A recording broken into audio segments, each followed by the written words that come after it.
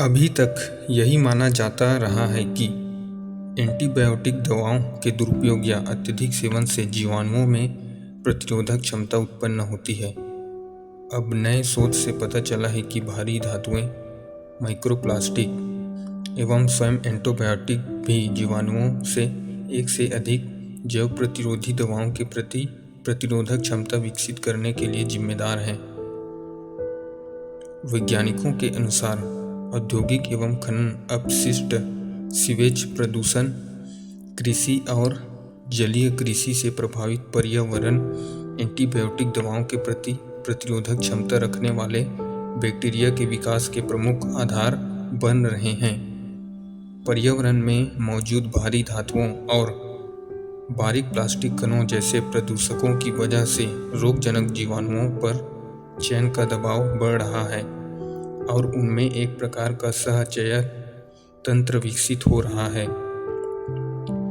इस कारण उन जीवाणुओं में एंटीबायोटिक दवाओं के प्रति प्रतिरोधक क्षमता में वृद्धि हो रही है। एक से अधिक दवाओं के प्रति प्रतिरोधक क्षमता रखने वाले रोगजनक जीवाणुओं की बढ़ती संख्या चिंता का विषय बन रही है।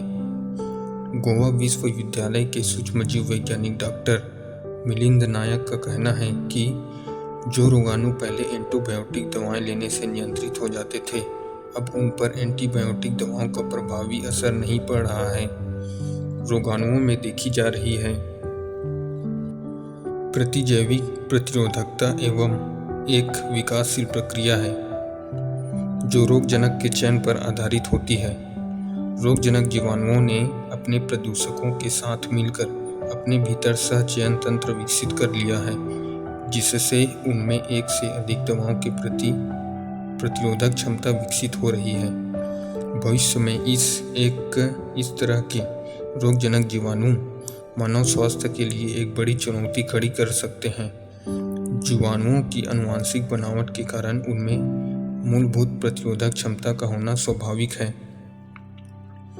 शोध पत्रिका कीमोस्फीयर में प्रकाशित एक ताजा अध्ययन के अनुसार अब प्रदूषकों का बढ़ता स्तर भी जीवाणुओं की प्रतिरोधक क्षमता में बढ़ोतरी का जरिया बन रहा है।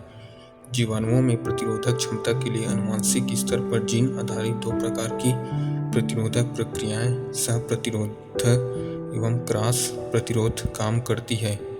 जब जीवाणु विभिन्न यौगिक के प्रतिरोध के लिए केवल एक जीन के उपयोग से प्रतिरोध जताता है तो उसे क्रॉस प्रतिरोध कहा जाता है। जबकि एंटीबायोटिक जैसे यौगिकों के प्रति प्रतिरोधक दर्शाने के लिए जब जीवाणु अपने दो या उससे अधिक विभिन्न प्रतिरोधों जीनों का उपयोग एक साथ करता है तो वह सह प्रतिरोध कहलाता है। कई तरह की बीमारियां जैसे टाइफाइड, निमोनिया आदि फैलाने वाले रोगजनक जीवाणु अपने एंटीबायोटिक प्रतिरोधी जीन के साथ साथ भारी धातुओं और माइक्रोप्लास्टिक प्रतिरोधी जीन्स वाले प्लास्टिक्स, ट्रांसपोजन्स तथा इंटीग्रन्स जैसे आनुवंशिक तत्वों के साथ मिलकर सह प्रतिरोधकता उत्पन्न करते जा रहे हैं। यह सह प्रतिरोधकता क्षैतिज आनुवंशिक विनिमय द्वारा पिछली पीढ़ियों और डीएनए के आनुवंशिक पुनर्संयोजन से विरासत में मिले परिवर्तन के शीर्ष संचरण के माध्यम से जीवाणुओं में आगे प्रसारित हो रही है।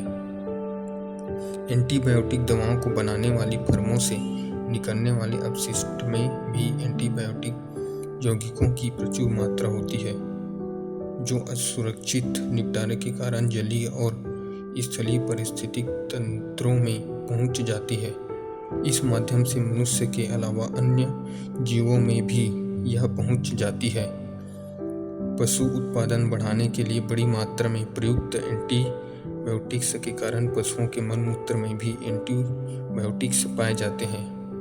जब कृषि के लिए खाद के रूप में इनका उपयोग किया जाता है तो वे खेतों में पहुंचकर मिट्टी और फिर वर्षा के माध्यम से जलाशयों तक पहुंचकर जल को प्रदूषित करते हैं। एंटीबायोटिक्स का सेवन करने वाले रोगियों के मल मूत्र में भी एंटीबायोटिक्स के सक्रिय अंश होते हैं। जो सीवेज के गंदे पानी में पहुंच जाते हैं। गोवा विश्वविद्यालय के जैव प्रौद्योगिकी विभाग के अध्यक्ष का मानना है कि विभिन्न मानव जनित गतिविधियों के कारण लगभग सभी पारिस्थितिक तंत्रों में एंटीबायोटिक पहुंच रहे हैं। भारी धातुओं की विषाक्तता से बचने के लिए जीवाणुओं ने अपने भीतर विशेष तंत्र विकसित कर लिया है। जीवाणुओं में विकसित भारी धातुओं के प्रति प्रतिरोधक क्षमता एंटीबायोटिक दवाओं से लड़ने की उनकी क्षमता को मजबूत कर रही है। इस कारण अनेक रोगजनक जीवाणु कैडमियम, क्रोमियम और पारे जैसी भारी धातुओं और माइक्रोप्लास्टिक जैसे प्रदूषकों के साथ सहचयन प्रक्रिया करने लगे हैं। संयुक्त राष्ट्र पर्यावरण कार्यक्रम का अनुमान है कि सन 2050 तक मछलियों की तुलना में महासागरों में माइक्रोप्लास्टिक की मात्रा अधिक होगी। डॉक्टर मिलिन के अनुसार जीवाणु माइक्रोप्लास्टिक द्वारा अपनी कोसा सतह पर बायोफिल्म बनाने में सक्षम हो रहे हैं। भविष्य में माइक्रोप्लास्टिक जीवाणुओं को एंटीबायोटिक प्रतिरोधी बनाने वाला एक बड़ा वाहक सिद्ध हो सकता है।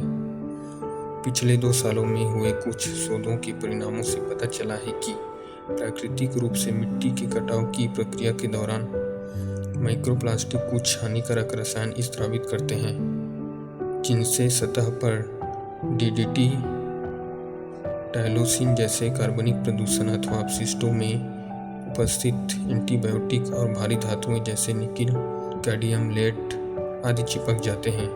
इस प्रकार माइक्रोप्लास्टिक इन खतरनाक प्रदूषकों के स्रोत और वाहक दोनों के रूप में काम कर रहा है। वैज्ञानिकों ने वाइब्रियो नामक मानव रोगजनक को एक ऐसे खतरनाक सहयोगी के तौर पर चिन्हित किया है जो समुद्री पर्यावरण में माइक्रोप्लास्टिक को फैलाने के लिए संभावित वाहक का काम कर सकता है। निश्चित तौर पर दुनिया भर में स्थलीय और जलीय वातावरण में भारी धातुओं, एंटीबायोटिक और माइक्रोप्लास्टिक प्रदूषण को नियंत्रित करने के लिए रणनीतियों को विकसित करने की आवश्यकता है। जब तक हम इस संदर्भ में कटिबद्ध नहीं होंगे, संकल्पित नहीं होंगे, परिस्थितियां और भी कड़ी चुनौतियां प्रस्तुत करती रहेंगी। अतः इस समस्या का समाधान समुचित ढंग से करना चाहिए।